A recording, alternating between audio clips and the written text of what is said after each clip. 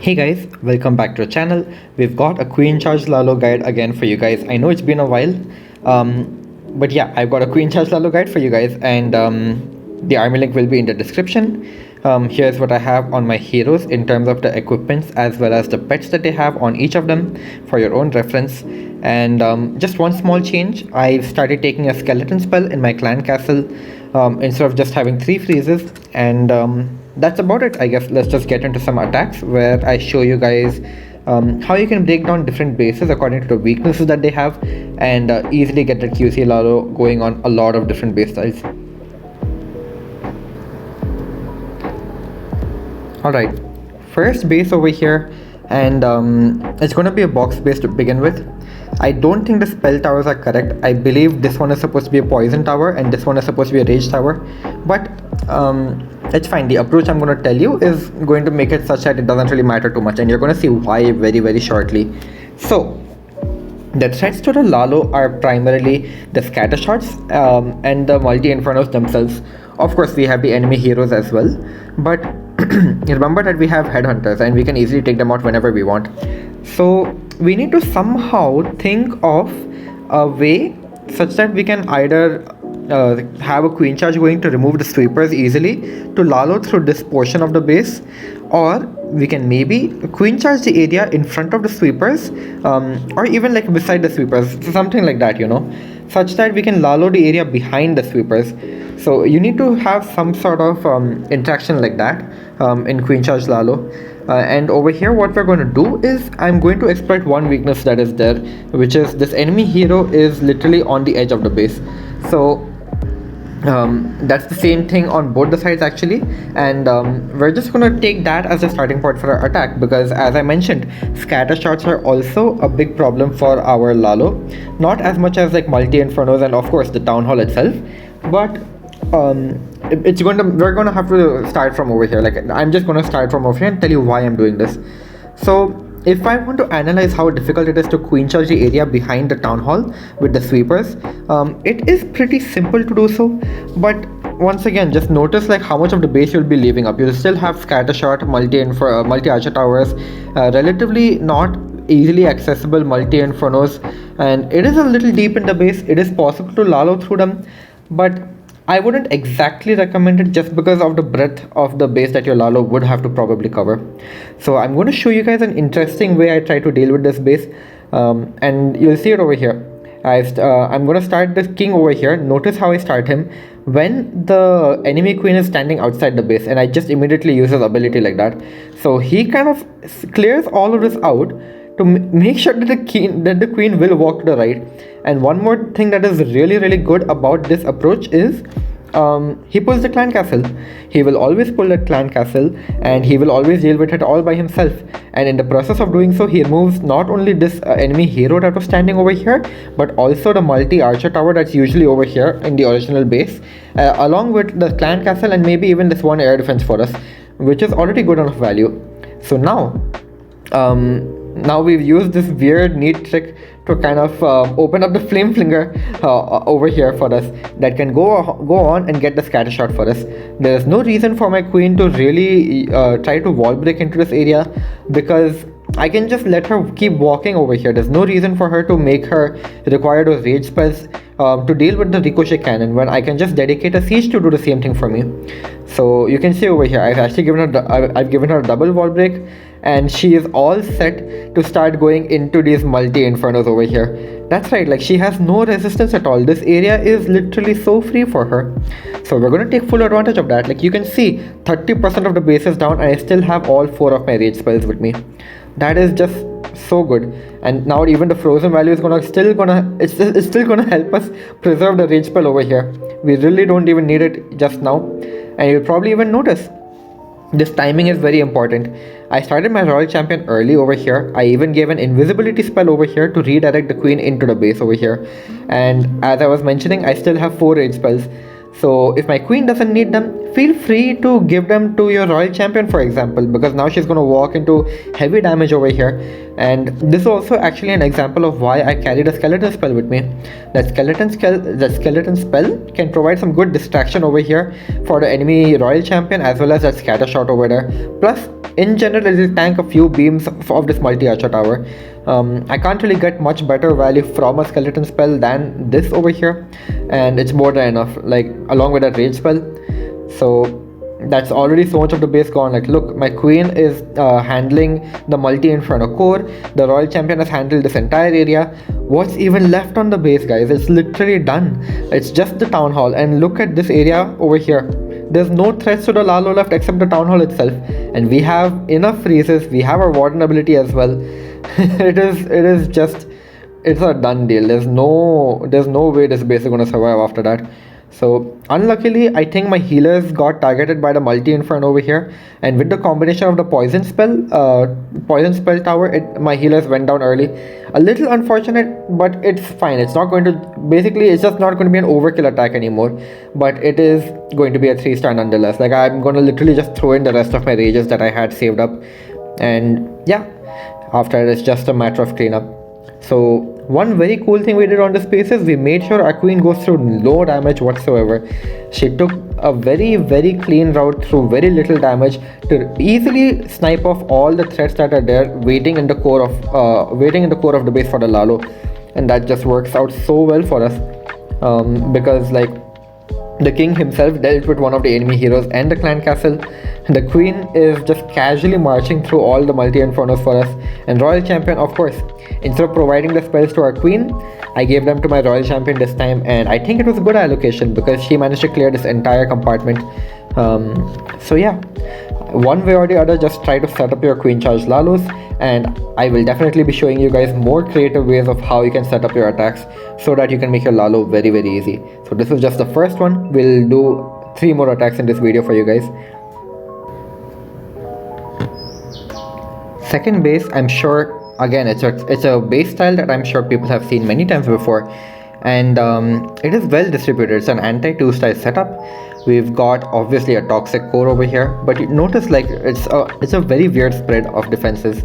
So this is an example of a replay where I kind of adapt to things on the fly, and the first thing I notice is like the merge defenses are kind of like just free over here, you know, and honestly, if I can just like get like some wall breaks going on over here, I can get a good dig at the core. Like, I can easily deal with these are just like some free targets for the frozen arrow value, you could say. It's not going to require too many spells on my behalf, and there's no value for me to really take that. You'll probably notice that I'm talking in terms of how the resistance is low for your queen charge as well as your Lalo portion. So as much as possible, try to make those things easy as much as possible so that you have the spells for the recovery whenever you need it. And this one is going to be an example of how I have to just recover an attack to the best I possibly can. So as I was saying, I noticed like this area is like literally free for me.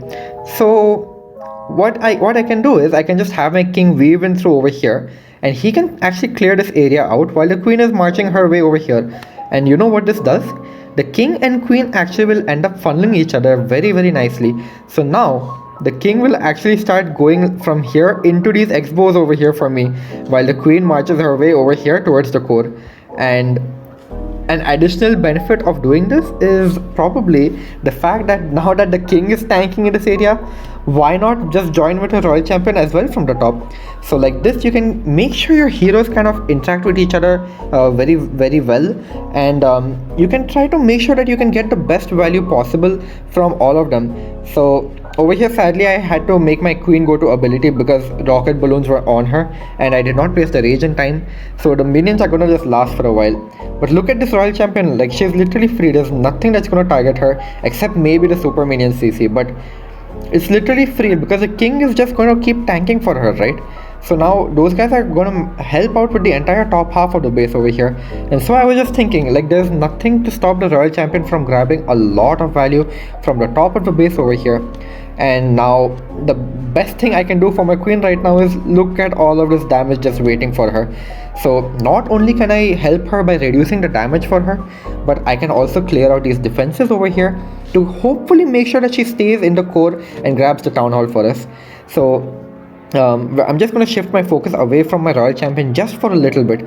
I just wanted to point that out, that was a little tip that was there. Just take full advantage of the cross tanking that your heroes provide for each other. Do not waste it at all. And you can see I'm literally just doing like a Lalo wave spam kind of thing. Even throw in a stone slammer, it's whatever. It's not really much to it, but you'll also notice one other thing going wrong. My queen is not going towards the town hall at all, and I was hoping for my Lalo to just cover this section of the base, but my queen is not going to the town hall at all. I was a little lucky that I saw my stone slammer going in over here, and I quickly popped it open to get those yetis to quickly take the town hall down. And now we just have a queen walk going on around the outside of the base. We just have to recover to the best that we can. Luckily for us, she has the frozen arrow, and even if she has no rage spells, just the fact that she has some healers behind her, it's more than enough. So all that's left to do at this point, just use your loons and remaining resources smartly. Whatever you have left, right, just use it as smartly as you possibly can to just make sure your queen keeps targeting the defenses to the best of her abilities. And you can see how surely but slowly this is coming very, very close, but it's going to be a triple. And notice how even like this one last loon, right, I'm trying to just make sure that the loons are like spreading the damage for the scatter shot and that they all don't get targeted at the same time. But it's all fine. It doesn't matter that they all went down to the black mine in the end, or red mines or whatever, because we preserved our queen. We took our full advantage of the cross tanking that our heroes are providing for each other. Beautiful plan. Like our queen just took out like a good chunk of the core. King went and not only did he clear X-bows, but while he was doing that, he provided tanking for our royal champion. And I don't know if you noticed, the royal champion actually grabbed the eagle artillery and the multi inferno that was waiting for us behind the town hall over here. So just small things like that, right? It can make your attack just work so well even if things go wrong like this. Like I literally just used the Lalo over here and the queen was going there anyway. But I guess small things like that, if you start picking them up in your attacks, right, just look for ways to make your heroes not only like funnel for each other, maybe tank for each other. It's just a very beautiful attack. Like try practicing these small things in your own attacks, and I'm sure you will start shaping them up really, really well for your own Lalos. So yeah, we'll move on to 2 more attacks for you guys. Alright, third base is going to be this really, really, really toxic anti-2 style base. The sweepers are very nicely protecting the rage tower area, and of course we have a lot of open walls to deal with. So that's going to be like literally the worst thing you can go against as a queen charger. Or is it the worst thing to go against as a queen charger? Well, I'm going to share some more tricks for you guys in this very attack to make your queen charge attacks really, really simple in some cases. So how do we start? We have the option of either dealing with the rage tower area with our queen, or once again with our Lalo, because that's the heaviest area of the damage. You can already see, there's no doubt about it. But the first thing I noticed is, look at where these sweepers are located. They're so close to this edge over here. So I just dropped every single thought and I was like, you know what, one way or the other I want my queen to get these sweepers. And I can literally just spam all my loons in this area and just use whatever remaining resources I have, and it will clear the base because those loons are ruthless. They will clear everything. So now let's just think about it, right? Like how can we shape this attack up such that we can get our queen to get these sweepers for us? For starters, we need to think like okay, because the corners are open, we need to ensure that the queen doesn't make any weird turns everywhere. So I obviously cannot start her right over here for multiple reasons, right? She can go here or she can go over here, and you might have to deploy your healers way too late, and you might even make her lose her ability because of those multi-archer towers that are just waiting for you over there. So obviously do not start at this point. Maybe try to start around safer areas like over here with your queen. So now, because we know that we want our queen to go in this general direction, we don't want her to walk over here. So first things first, we're going to use our king. We're going to be using our king to funnel over here because I don't see how a flame flinger can help us. There's an X-bow protecting us over here. And we're going to take advantage of the open walls. The thing about open walled bases like these are, you can break any wall you want as long as it's close enough to the outer boundary, and I'm going to show you that right now. So first things first, you can already see the baby dragon to funnel the king into this direction, and now the queen is going to make sure that the king walks in this little open area over here. And as I was saying, our first wall break despite the open base, and look at that sneaky goblin. We are going to make sure that our king is going like this, and then he's going to walk back out over here, and this enemy royal champion, she's going to pull this king into this area, and his giant gauntlet is going to go to work, get that entire area down, and also pull the clan castle. What more value can you ask for from an enemy hero, from your own hero like this? On top of all of that, he's even gone and pulled the clan, he's also gone and pulled the poison tower for us. Now look at this wall break. Like, this is the second wall break I was going to talk about. I was hoping I could pause the replay before I showed it, but just the fact that there are so many open walls over here, and there's no closed wall, so as to say, in this area. So your wall breaker, if you drop it over here, even though this wall is practically non-existent, it will go and break this wall for some reason. This is just a wall breaker AI in this game, and we're taking complete advantage of the open walls that are there on this base. And now the queen can reach this multi-inferno over the wall. I do not have to worry about her healers dying because of the multi-inferno dealing damage to them while she walks in this direction. And you already guessed it. Now that I see that the king has cleared all of this area, I need to start thinking about, okay, the queen might just walk out over here really weirdly, so I'm already gonna just begin the funnel on the other side. And you can see I've used both the royal champion and the drill just for extra firepower, and of course that skeleton spell for the tanking. We're gonna tank the scatter shot, the archer queen, enemy archer queen, the X-bow over there, and look at this, guys, just look at it. It's so beautiful. Like, the drill is also opening walls for us over here to make it easy for our queen to weave through the core of the base. And look at that, both the royal champion and our queen are going to go for the town hall over here, because the drill managed to also clear this area nicely. And I guess that's just one benefit of having multiple sieges in your army. I'm trying to show you how versatile this army is, and look at that, I'm not waiting any longer. As soon as I was sure that these guys were going to take the town hall down, I'm not going to allocate any more resources for them. I'm going to let them die over here. They've done their job. The sweepers and the town hall, already more than enough for me. So just get your Lalo started, do not wait much longer. They have done the job. There's nothing really left over there for you to watch, at least as a queen charge Lalo attacker. And we're literally just going to spam our loons. I tried to catch the hound and the warden ability as well, just so that I can start sprinkling in more and more loons, and kind of create that wave to make sure that everybody eventually comes back to the core over here. And look at that, guys, one multi-inferno down, the other one is shortly about to go down. I think there's a bunch of red bombs in the core over here. That way the traps on this base were actually very well laid out. I got a hander to the defender, but sadly it's not going to be enough because there's no resistance to the Lalo portion of our army now. Our queen and royal champion did a fantastic job in the core over there. We're going to use the rest of our spells really smartly and hopefully take the rest of this base down. And you can see it is coming very close because it is a toxic base. We cannot help it. But all in all, I'm very glad with how this turned out, and I hope you guys did pick up a lot of tricks that I showed on this one, especially on how you can abuse wall breakers for those walls over here despite the entire base being open. So small tricks like that, right? You can just weave your queen into like really tight spaces and take full advantage. Like just use your king, abuse his gauntlet, and make your queen walk wherever you need her to go. This was sadly a 99% time fail. Maybe I should have started my Lalo a bit sooner, but all in all, a pretty good attack if you ask me. So that's our third attack for this video, and we'll do one last one and wrap it up for this video. Yeah,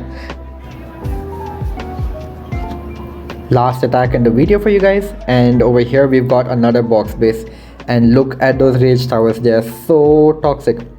Luckily for us, we have an army that can be divided into pieces super duper easily, and we're going to break this base down.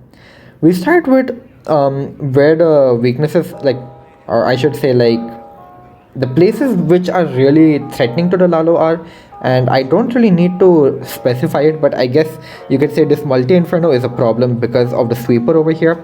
Of course, we have the rage tower compartments themselves because it's covering a scatter shot, enemy hero, multi-archer tower, and multi-inferno.